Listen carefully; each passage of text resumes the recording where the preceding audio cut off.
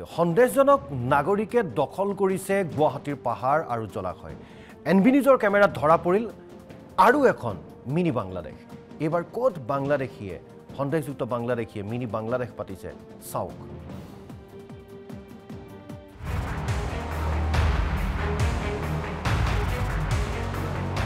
সন্দেহযুক্ত নাগৰিকৰে ভৰি পৰিছে মহানগৰী। জলাশয় পিটনি পুতি অবৈধভাৱে ঘৰ মছজিদ সাজিছে সন্দেহযুক্ত নাগৰিকে।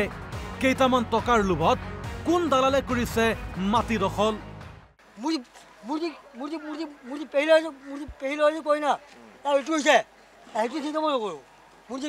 নিজৰ গোষ্ঠী আছে মোৰ যি বাবা দাদা তাকো মই কিয় নকৰোঁ আমি কি হৈছে মই এই মাটি কি হৈছে মই নিজৰ বাবা মই কিয় নকৰোঁ বাবা একদম মানে মই থাপ দিলে হৈ যাম।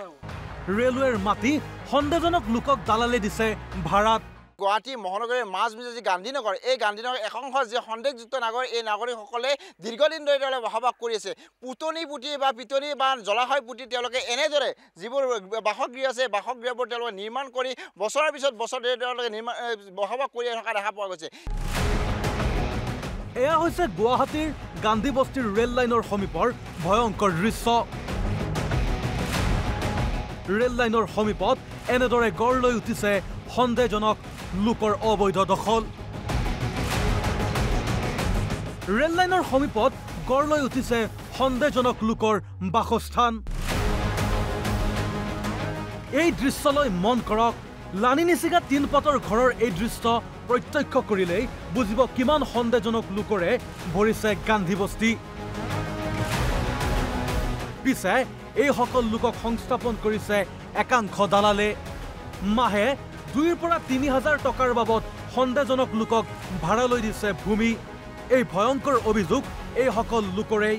এইবিলাকে একো নাজানে, এইবিলাক ভাড়া দিয়া হয়, এইবিলাক কোনো নাজানে। মালিকবোৰ নাথাকে। ও মালিক ভাড়া দি থৈ গৈছে, সব ভাড়া দিয়া হয়। মালিকবিলাক এই ভাড়া দিয়া বিলাক ক'ব লাগে আপোনালোকে আহক। এইটো নহয়, এইটো আমাৰ নামঘৰৰ মাটি। এইটো কথা কোৱা নাই বাৰু। এই ইয়াৰ মালিক আছে, ডাঙৰ মালিক আছে, মালিক এইবিলাক ভাড়া দিয়ে কি ক'ব? ভাড়া দিয়ে ক'ব কি? মালিকক ক'ব লাগে। এতিয়া আমি ইয়াতে থাকোঁ।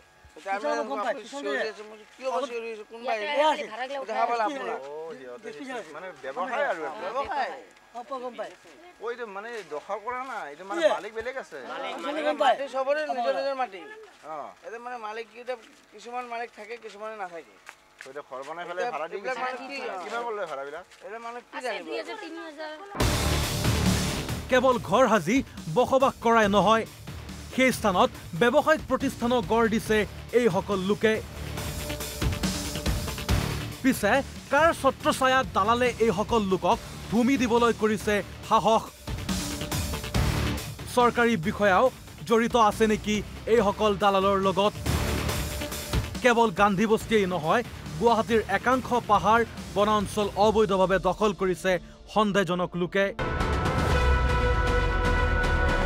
ইতিমধ্যে আদিংগিৰি ভূতনাথ ফটাশিল পাহাৰত উচ্ছেদৰ বাবে জাৰি কৰা হৈছে জাননী।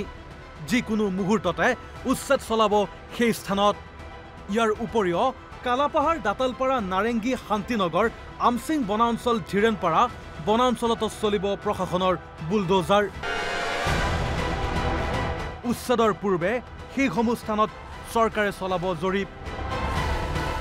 এই ব্যাপক বেদখলৰ বিৰুদ্ধে তাৎক্ষণিকভাৱে চৰকাৰ, প্ৰশাসন তথা উত্তৰ পূব সীমান্তৰ ৰেলৱে কৰ্তৃপক্ষক লগতে বন বিভাগক কঠোৰ ব্যৱস্থা গ্ৰহণৰ দাবী দল সংগঠন তথা স্থানীয় ৰাইজৰ।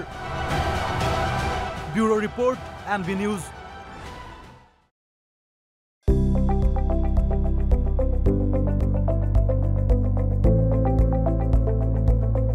এনবি নিউজ, সহজ সৰল ভাষাত নৱভাৰতৰ কথা।